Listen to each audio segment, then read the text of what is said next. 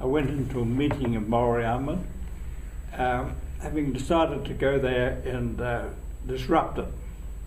That was where?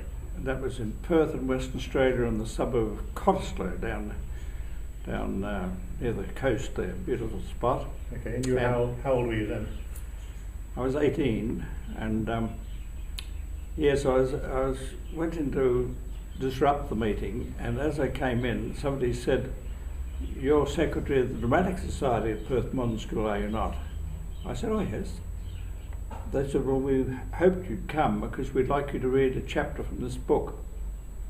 "Oh, I think you'd be able to live into it," and so on. "Oh," and so I became part of the meeting rather than against the meeting, and also the chapter they got me to read was called "The Motor Club Blows Up," and the characters in it were exactly my character. I met some of them later. So that would have been, the book would have been for sinners only? For sinners only, yes. And so I was rather intrigued by the title because I didn't quibble at that.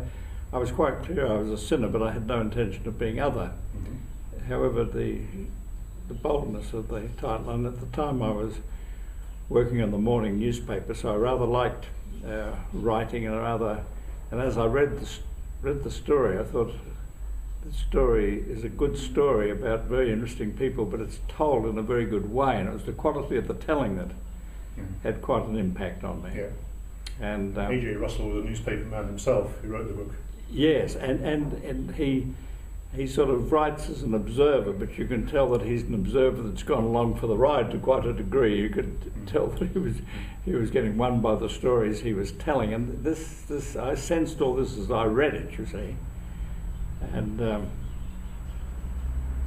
then at the same time, my worst enemy at school came to that meeting too, and that intrigued me very much. And then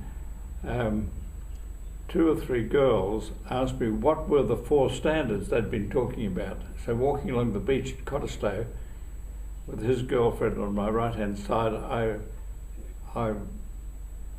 who'd so recently heard about them, told them.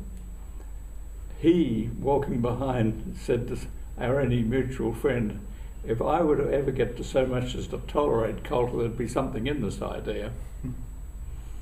So he finished up being secretary of Moral Re-Armament in Britain later. Right. Yes. So what was it that grabbed you? Because you were coming from an atheist background, am I right? Yes, well Dad used to proudly tell people he'd brought up both his sons to be 100% pagans, and my brother went on to be the only journalist in Australia to twice get the Walkley Award for the best news story of the year, and he remained rather loyal to Dad's upbringing. And Dad said to me, when I came home from the first meeting, he said, "Well, do they thump a good Bible?" Which was typical of the sort of cynical humour of our home. And I said, "Yes, very good actually, impressive." Because I wasn't going to back off, even though I wasn't going to join. Yes. So, no, well, I mean, the simple reason I did to try to experiment with it was for 2 great needs in my life. One was I hated my stepmother, and the other one was that I was very concerned that my girlfriend had gone from being very outgoing and joyous to being quite introspective and depressed during our 2 years of going out together. So they were the 2 factors, I think. And how did these ideas answer those 2 problems? Well, I decided I would try to get up in the morning and saying, "God, if there is a God," literally, "please tell me what to do." And I got 3 words, and I thought they were ridiculous, so I didn't write them down. Next morning I got up early and got the same 3 words. And on the 3rd morning, a friend of mine who was in Moral Re-Armament rang me up and he said, "What thoughts have you been getting?" I said, "None." He said, "None, or none that you think are worthy of being called guidance from God?" I said, "Oh, the latter." So he said to him, "You'll never know until you put them into practice." The 3 words were, "Make your bed."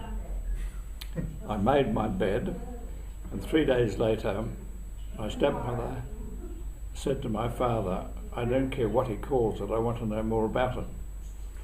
And the fact was, I had forgotten that about 3 or 4 months before I'd had a colossal row with her and said, "If you're supposed to be my mother, I wish you'd occasionally cook a decent meal or do something about the state of the home, including my room."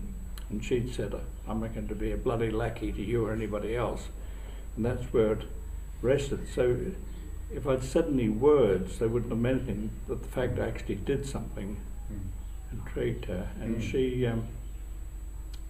she became a real miracle, and I think it saved the marriage of her and my. She was very young and very beautiful. My dad was quite senior. In fact, a bit later, he at age 60 had twins with Rose. So there was quite a lot that could have gone differently. Yes. So that was that, and I think the other thing with Rita was that Rita being your girlfriend. Rita being my girlfriend, and walking down the street one day, before I ever met Emma, I had the thought, "Rita's fear comes from your lust." And I thought, well, that's all right, but I mean, it may be true, but my lust isn't abnormal, and I don't see I can ever be different. But when I met people who talked about absolute purity, I thought maybe there's a connection. And so I decided that I would try it out on the basis that that it might make a difference, and of course it actually transformed things, and she became radiant, and purity became, or sex I suppose, became a non-event in our lives. I've been very central, but for the next 6 months we were overwhelmed by people at our school wanting to know what had happened to us. And it wasn't that anybody told us to stop anything or find a new way of living, it just happened. Yeah. So you're still going out? Yes, well we've been married now. Well, we were engaged 3 times, so we got engaged first when we were 20, we got married when we were 28, and we're celebrating this year our 60th wedding anniversary, and it's got better all along. We love one another in every way more than we ever did. Fantastic. So this was shortly before the Second World War. Well, the Second World War started during this time, and at our school, which is a scholarship school, and instead of thinking what sort of, am I going to be an engineer, an architect, I mean, people were trying to decide which of the 3 services they should be in. It was a very strange time. None of us felt very noble. It just seemed to be something that came up every 20 years. And so I eventually went into the Air Force, became a pilot, and so on, and then Rita and I got engaged when we were 20 before I went overseas. Right. And I came back 3 years later. Yeah. Having So you flew in the Second World War? Flew in the Second World War. My son once said to me when we had guests, "Why don't you tell them about your wonderful war record, how you crashed 3 of our planes and did no damage to the enemy at all," which was roughly speaking true. But I finished up flying Sunderland Flying Boats, trying to stop the submarines getting in to take a hit at the 5,000 ships that were part of D-Day. That was our job, and the survival record amongst Sunderland pilots, I gather, was pretty low. Yes, well, the fact is that air crew in Britain, the casualty rates were the same as in the trenches in the First World War. Right. Abnormally high. The proportion of people getting killed in the second one was on the whole lower because there was armour around them and that sort of stuff. But in aircrew it wasn't. It happened that by the time I got into flying this 25-ton flying boat crew of 12, their casualties had dropped because the planes went from shooting us down to trying to stop D-Day. So that was a fortunate thing. Yeah. But I guess you saw a lot of close friends and colleagues give their lives in the war. Yes, well, this was the thing I found so difficult, was that during this time I was at the bomber squadron, some 10 died, and with 24 hours their room was spotless for the next one to come in. And all their stuff, they had a team that actually did this, and all their stuff was bundled up very carefully to go back to the parents. Every bit of personal stuff went back to their next of kin, but the room was spotless to welcome the next person to come up to the starting line. And you know, one night 3 planes crashed coming back from 1,000 bomber road out of Germany. It was just, you know, it was just. On one young guy I sat with for a meal, I wrote in my diary, he's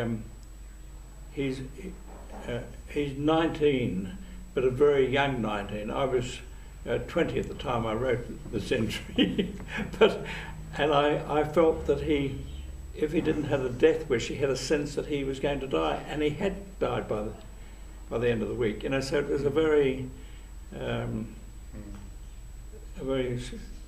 strange and disturbing, this is not right feeling. And of course it had a very big impact on what I did with the rest of my life, because I felt that,